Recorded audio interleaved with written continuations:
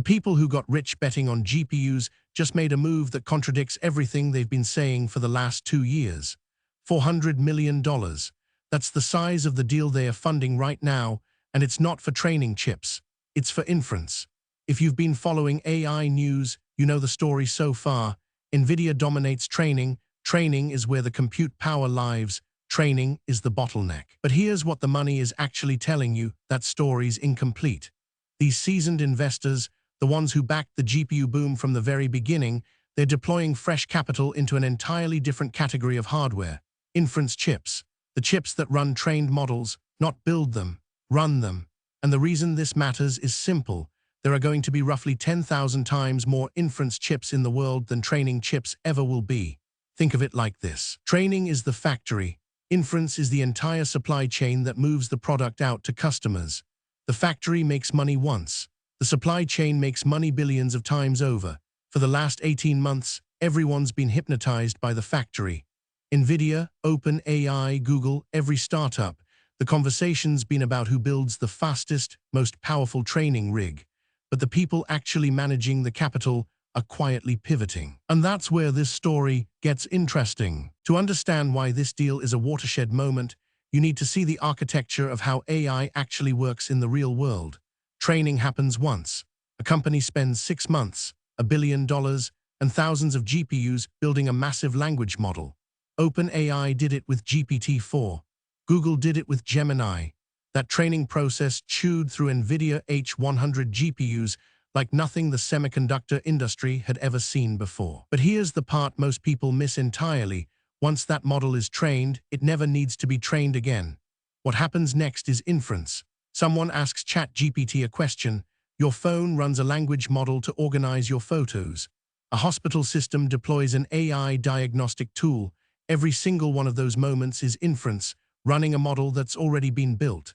And inference happens trillions of times. Every conversation, every image search, every API call, every edge device.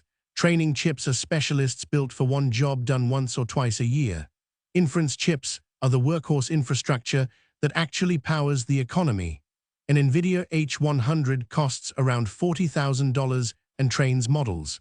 An inference chip costs $200 to $500 and serves users at massive scale. The math changes dramatically when you realize the installed base of inference hardware needs to be 100 times larger than training hardware just to serve existing demand. These veteran investors aren't ditching GPUs.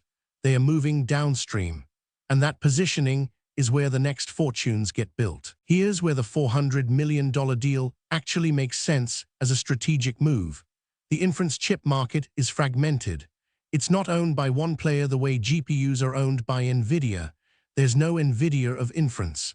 There are dozens of companies, some backed by hyperscalers like Google and Meta building their own silicon, others as startups trying to carve out a niche. The financiers backing this deal are essentially saying, we're going to pick a winner in this space before the winner becomes obvious. Or they are saying we are going to build the infrastructure that serves all the winners. Think about the scale. A single data center serving ChatGPT level demand needs hundreds of inference chips working simultaneously. A smartphone running a local AI model needs one. A car running autonomous systems needs specialized inference silicon. A medical imaging system needs yet another variant optimized for specific workloads. That fragmentation creates an opportunity. In the training chip world, Nvidia won because they got there first and their architecture was genuinely superior. Nvidia's still winning. They own maybe 95% of the GPU market for AI training. But in inference, the winners haven't been crowned yet. The economics are different. The constraints are different. The power budgets are different. What's fast and efficient for training might be bloated and wasteful for inference. That's exactly the gap where new entrants can build defensible businesses. The inference chip market right now looks chaotic, but it's actually revealing the future of AI hardware. Google has built TPUs, tensor processing units, which are heavily optimized for inference. Meta built custom silicon called Trainium and Inferentia chips. Amazon's working on similar hardware. These hyperscalers realized years ago that buying Nvidia GPUs for inference was like buying a Ferrari to drive to the mailbox. You're paying for vastly more compute than you need, so they built specialized silicon. And here's the thing, they're now selling access to those chips to other companies. That's a revenue stream nobody expected. Meanwhile, startups like Cerebra's, GraphCore, and dozens of others are racing to build inference silicon that's either more power efficient, cheaper to manufacture, or better optimized for specific model architectures. The $400 million deal is likely going to one of these companies or a consortium of them. Because the bet being made is simple. Whoever controls 10 to 20% of the inference market over the next 5 years will be worth more than 90% of the current training chip ecosystem. Why? Because inference is the volume play. Training happens in data centers. Inference happens on servers, at the edge, in phones, in cars, in medical devices, in factories. The total addressable market for inference chips is literally 100 times larger than training. That's not hyperbole. That's what the installed base math shows you. Here's where it gets surprising. Nvidia isn't helpless in inference. They ship chips that do inference just fine. Their GPU architecture supports both training and inference workloads. But here's the kicker. Nvidia built their empire and their entire market position on training. Their supply chain is optimized for it. Their go-to-market strategy centers around it. Their margins are built on selling premium hardware for training jobs. When you're the dominant player in training, you don't have strong incentives to cannibalize that business by dominating inference too. An Nvidia executive selling a hyperscaler a GPU for training makes $500 million in annual revenue. The same company selling inference chips makes $50 million. The company chooses to optimize for the $500 million revenue stream. Meanwhile, a startup company has zero legacy business to protect. Their entire strategy is built around one thing: make the best inference chip possible. That startup has asymmetric incentives.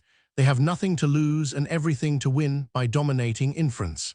Historically, this is how dominant players get disrupted. IBM dominated mainframes and didn't move fast enough to personal computers. Intel built x86, but let Nvidia dominate GPUs. Microsoft built software, but let mobile platforms redistribute the value chain. The investor betting $400 million is betting that Nvidia's dominance in training won't translate into dominance in inference because the economics, the architectures, and the incentive structures are completely different. And history suggests they are probably right. This $400 million deal is a signal. It tells you something the mainstream tech press hasn't fully grasped yet. We're entering phase 2 of the AI infrastructure build-out.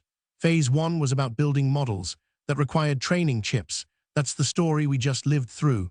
Phase 2 is about deploying models everywhere. That requires inference chips at different price points, power budgets, and performance characteristics than training ever demanded. For developers, this matters. It means more diverse hardware platforms to target, more specialized chips optimized for specific use cases, more competition, more options. For companies building AI products, this matters too. It means you won't be locked into Nvidia's ecosystem for your inference workloads the way training almost inevitably is.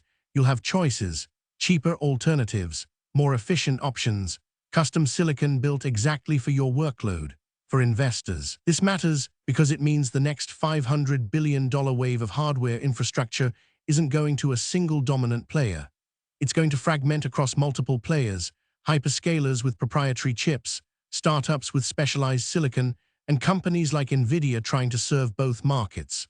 The financiers backing this deal are making a bet that the inference market will eventually dwarf training in both volume and revenue.